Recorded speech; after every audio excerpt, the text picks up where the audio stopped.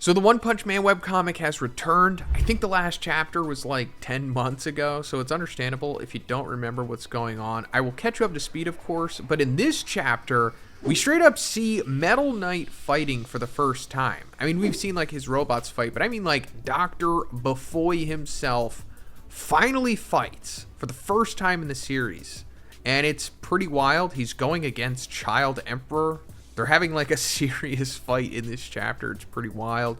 But let me just go over quickly what had happened in the previous chapter. So two of the main things was Genos finding one of Metal Knight's bases. This is not the base that we see in this chapter where Child Emperor is. Although, since he destroyed the one that he was at, he'll probably arrive where Child Emperor and Metal Knight are eventually, I assume. But he freaking found Boros's body in a recovery capsule. And while Genos did destroy this laboratory, I doubt this is the end of Boros. But then we came back to the city with Blue trying to help in the effort against the robot invasion. And at the same time, Saitama is going at them, just making it rain robots until he accidentally punches Blue in the shuffle of everything. And that's where the big cliffhanger was. It's like, did he kill Blue? It's like, what's going on? Well, he didn't kill Blue. He kind of just, temporarily knocked him out, I guess, and destroyed his suit. So in the previous chapter, I thought that Saitama punching Blue was going to make like his suit malfunction or something, and then it would fight back against Saitama while Blue himself is like unconscious. I thought that would have been a pretty cool way to show what Blue is capable of while Saitama is like trying to defend himself by not killing Blue at the same time, you know? But no, it's not what happened. One wanted to take it in a different direction. Maybe we'll see that later, but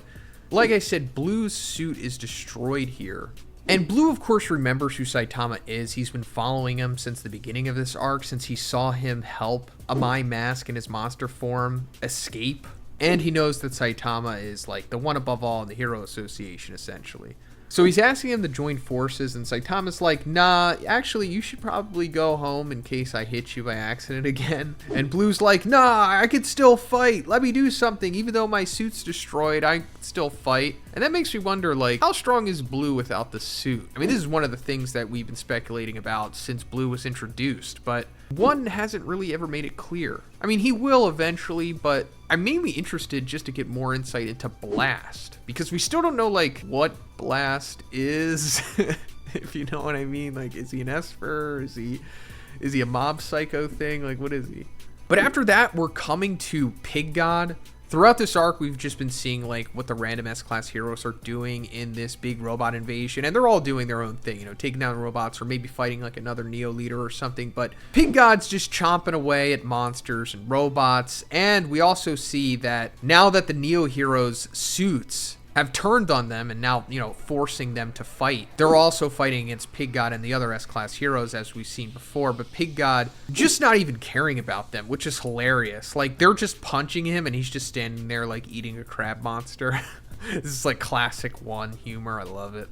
Then we see Bang, and he's with Sharanko, but he's like, yeah, Sharanko, you gotta go home because you'll probably die. You know, these robots are pretty powerful. And Bang's like, man, I thought I just retired. Now I gotta get out here and start fighting in another war. So yeah, like I said, we've been seeing, you know, the S-class heroes in this battle so far. One, just letting us know what they're up to, but also showing us like who the players are going to be in the end of this arc. I'm not saying the arc is ending right now, but it is definitely heading into its like third act, where I guess the big final war is going to happen when like the serious robots from the organization start coming out, like the serious machine gods. Because even in the beginning of this chapter, Saitama, when he's talking to Blue, he's like, where's the strong enemy? And Blue's like, I don't know, but there could be one. So I guess that's insinuating that there will be like one ultimate fodder robot, I guess you could say, from the organization at the end here that might be strong enough to take a single punch from Saitama or something like that, but, you know, probably not much more. If he does wind up fighting Saitama. If he fights anyone else, then he's a nightmare for them. Like, it would have to be like Tatsumaki or somebody like that to take them on, but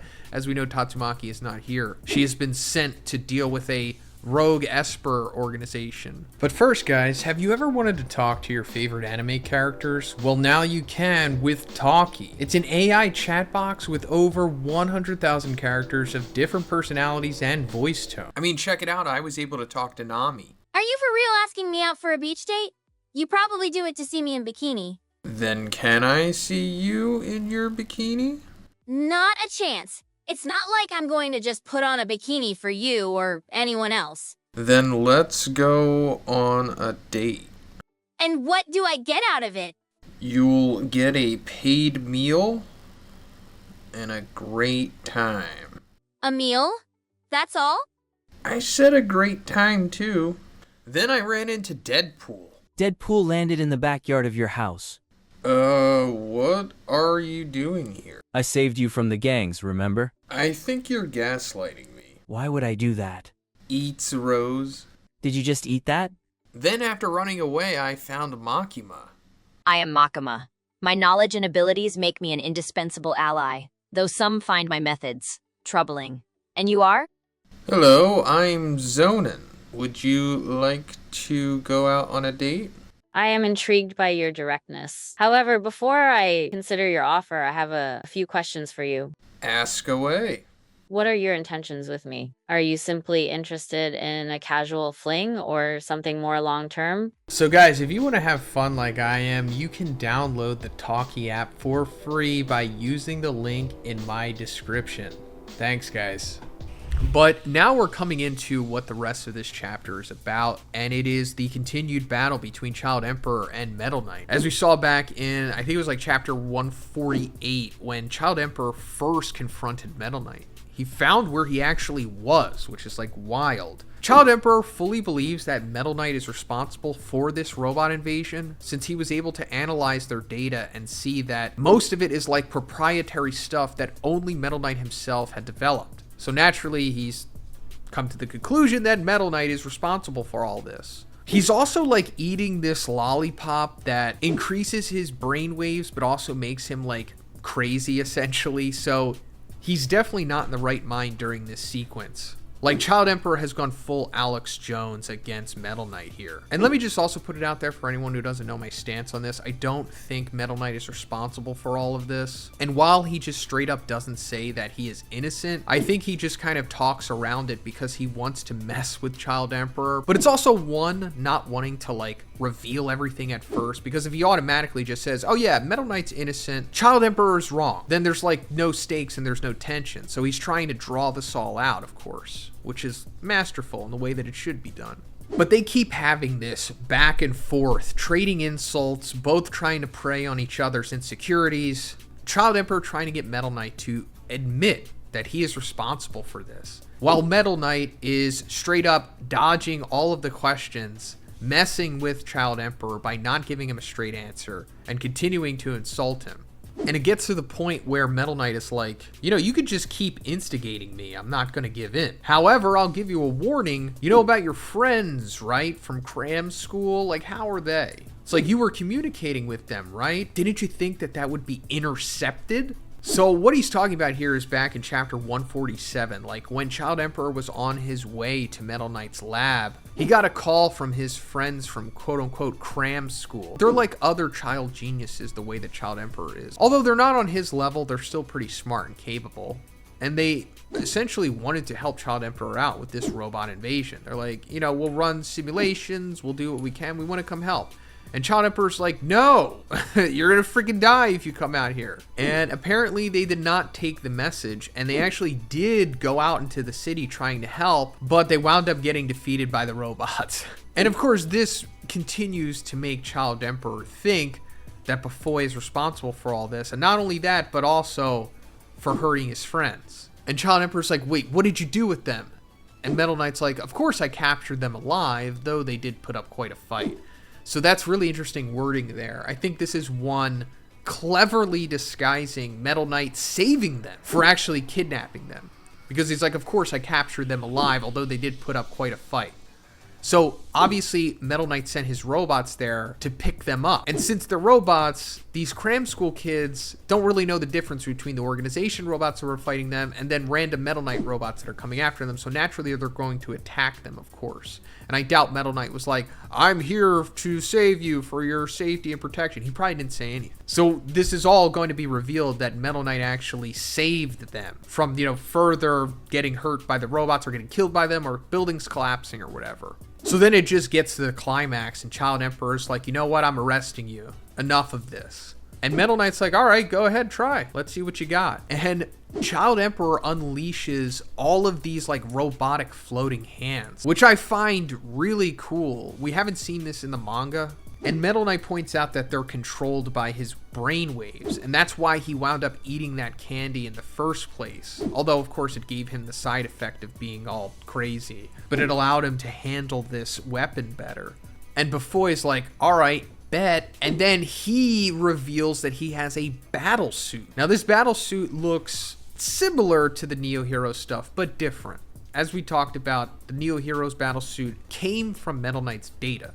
Metal Knight kind of looks like a machine god, almost, just with his, Bufoy head. So in the end, I think all of that stuff is coming from Bufoy, of course, but just reverse engineered by Drive Knight and the organization. And Child Emperor, looking at the suit, he's like, is that the completed version? It's not that impressive. And Metal Knight's like, that's not your final weapon either. I know that. So what I think Metal Knight is referring to here is Child Emperor's Brave Giant, like his big Gundam, essentially. That hasn't been revealed in the webcomic, that's only been shown in the manga. But Metal Knight earlier on in this arc hints that Child Emperor has Brave Giant. And he knows about it, of course. Like we talked about, he knows everything. So Child Emperor starts launching these robotic fists at Metal Knight. And Metal Knight just easily parries all of them. And Child Emperor points out that it's very strange looking at Bufoy move this way because he's like an old man with no athletic experience. So he assumes that the suit is like moving him this way.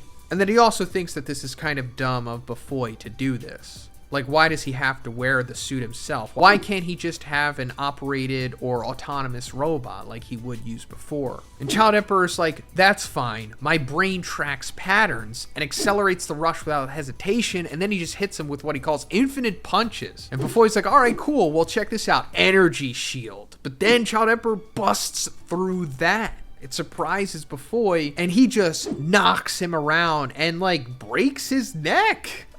Like, he snaps his neck around from the punches. And Child Emperor's like, yeah, just like I thought, the man himself is weak. Are you not going to use the Metal series? So he straight up kills Metal Knight here. But I guess he thinks that he's not dead because he's talking to him as his neck is, like, completely 180'd. But then his neck snaps back. And he's like, you're cocky, aren't you? And that's where the chapter ends. So this begs the question of, like, is Bufoy a cyborg? Or is this not the actual Bufoy? Is this like an android that he created as like one of his last steps of security? Like if you found all of his bases, this is like the one before the last real one where you think that the actual Bufoy is there, but it's actually just a replicant. Or this is actually the real Bufoy and he's just cyborgified himself, which makes more sense. But also the first option is totally viable for sure. But I'm curious to see where this goes because if Bufoy has cyborgified himself, then I think this would further confirm our little theory that he is in fact the father of Drive Knight. But I'll make another video about that because there's more stuff that's come out since I made the last big Drive Knight Mad Cyborg theory. But let me know what you think about this in the comments, guys. And if you liked it, please give it a like and please subscribe if you haven't already. Have a great day and I'll see you in the next one.